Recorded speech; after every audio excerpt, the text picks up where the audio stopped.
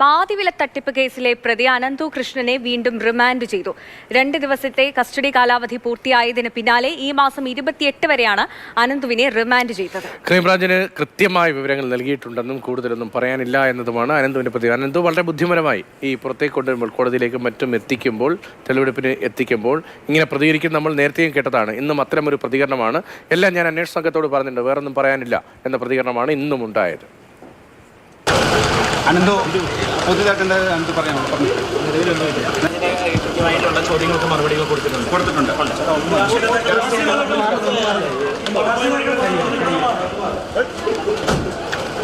അനന്തു ശ്യാം പ്രസാദ് ഉത്തമനാണ് വിവരങ്ങളുമായി. ശ്യാം, കേരളം ഈ സമീപകാലത്ത് ദീർഘകാലത്തിൽ കേട്ടിട്ടില്ലാത്ത അത്രയും വലിയ തട്ടിപ്പ് അത് എല്ലാ ജില്ലയിലും എല്ലാ ഗ്രാമങ്ങളിലേക്കും വളരെ വ്യാപിച്ചൊരു തട്ടിപ്പാണ്. അതിലെ ഏറ്റവും പ്രധാനപ്പെട്ട പ്രതിയാണ്. അയാളുടെ അക്കൗണ്ടുകളുടെ വിവരങ്ങളൊക്കെ കഴിഞ്ഞ ദിവസങ്ങളിൽ പങ്കുവയ്ക്കപ്പെട്ടിരുന്നതാണ്. ഇന്ന് ഇയാളെ കൊണ്ടുവന്നു. എന്തൊക്കെയാണ് ഇപ്പോൾ സംഭവിക്കുന്നത് ഈ കേസിൽ?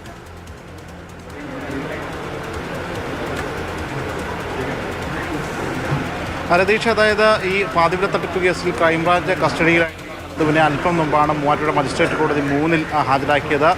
ഈ അന്വേഷണ സംഘം ഇന്ന് ഈ കസ്റ്റഡി നീട്ടണമെന്ന് ആവശ്യപ്പെട്ടിട്ടില്ല, തുടർന്ന് റിമാൻഡ് ചെയ്യുകയാണ്. സാധാരണ 28 വരെയാണ് അനന്തുവിൻ്റെ റിമാൻഡ് നേരത്തെ ഉണ്ടായിരുന്നത്. ഇപ്പോൾ അനന്തു പുറത്തേക്ക് ഇറങ്ങി വരികയാണ്. ലഭിച്ച കമ്മീഷനാണോ രാഷ്ട്രീയ നേതാക്കൾക്ക് പൈസ കൊടുത്തത്? കണക്കുകളെല്ലാം ഇവർക്ക് കൊടുത്തിട്ടുണ്ട്. അന്വേഷണ ഏജൻസി ഞാൻ ഈ അവസരത്തിൽ ഒന്നും പറയുന്നില്ല, എല്ലാം അന്വേഷണ ഏജൻസി വിഭാഗം പറഞ്ഞിട്ടുണ്ട്, കൊടുത്തിട്ടുണ്ട്. അനന്തകുമാറുമായിട്ട് ബന്ധമുണ്ടോ?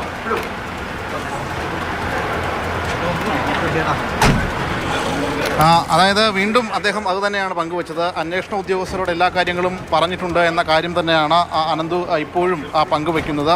നിലവിൽ ഈ രാഷ്ട്രീയക്കാർക്ക് കൊടുത്ത പൈസ അത് കമ്മീഷൻ കിട്ടിയ തുകയിൽ നിന്നാണോ എന്ന കാര്യം ചോദിച്ചിട്ടും അദ്ദേഹം പങ്കുവയ്ക്കുന്നത്. അന്വേഷണ ഉദ്യോഗസ്ഥരോട് താൻ കാര്യങ്ങളെല്ലാം പറഞ്ഞിട്ടുണ്ട് എന്നത് തന്നെയാണ് ക്രൈംബ്രാഞ്ച് അന്വേഷണ ഉദ്യോഗസ്ഥരാണ് താൻ എല്ലാ കാര്യങ്ങളും പങ്കുവച്ചിട്ടുള്ളത്. നിലവിൽ ഇപ്പോൾ മൂവാറ്റുപുഴ കേസിൽ 2 കേസുകളാണുള്ളത്. ആ കേസുമായി ബന്ധപ്പെട്ടാണ് ഇപ്പോൾ ഈ ക്രൈംബ്രാഞ്ച് സെൻട്രൽ ക്രൈംബ്രാഞ്ച് ഈ കേസ് ഇപ്പോൾ അന്വേഷിക്കുന്നത്. എന്തായാലും നിലവിൽ കൂടുതൽ കേസുകളുണ്ട്. വരും ദിവസങ്ങളിലും അനന്തുവിനെ ഈ മറ്റ് കേസുകളിൽ കസ്റ്റഡിയിലേക്ക് ആവശ്യപ്പെടും. വരും ദിവസങ്ങളിൽ വിവിധ ഇടങ്ങളിൽ കസ്റ്റഡികളിലേക്ക് ആവശ്യപ്പെടും. അത് ഈ മൂവാറ്റുപുഴ കോടതിയിൽ തന്നെയായിരിക്കും കൊണ്ടുവരിക. ശ്യാം പ്രസാദ് ഉത്തമനാണ് വിവരങ്ങൾ നൽകിക്കൊണ്ടിരിക്കുന്നത്. ശ്യാം പറയുന്നത് പോലെ വളരെ പ്രധാനപ്പെട്ട അന്വേഷണ പുരോഗതി ഈ കേസിലുണ്ടാകുന്നു നമ്മൾ പുറമേക്ക് പ്രതീക്ഷിക്കുന്നു. പക്ഷേ ആദ്യം വന്ന വിവരങ്ങൾ പിന്നീട് ഇയാളെ കസ്റ്റഡിയിൽ വാങ്ങുന്നതിന് വേണ്ടി കോടതിയിൽ നൽകിയ വിവരങ്ങളുടെ ഭാഗമായി 21 അക്കൗണ്ടുകളുണ്ട്.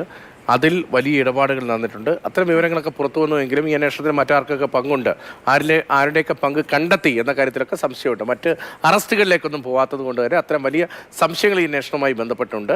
പക്ഷേ പോലീസ് പറയുന്നത് വ്യാപകമായ അന്വേഷണം നടക്കുകയാണ്, ചോദ്യങ്ങൾ ചോദിക്കുന്നു, വിവരങ്ങൾ ഇയാളുമായി കേന്ദ്രീകരിച്ച് വിവരങ്ങൾ ശേഖരിക്കുന്നുണ്ട് എന്നതാണ്. എന്തായാലും കൂടുതൽ അന്വേഷണത്തിനൊക്കെയായി അനന്തുവിനെ വീണ്ടും കസ്റ്റഡിയിൽ വാങ്ങും എന്ന് തന്നെയാണ് ലഭിക്കുന്ന വിവരങ്ങളും. ശ്യാം പ്രസാദ് ഉത്തമനാണ് അവിടെ നിന്നുള്ള വിവരങ്ങൾ നൽകിയത്.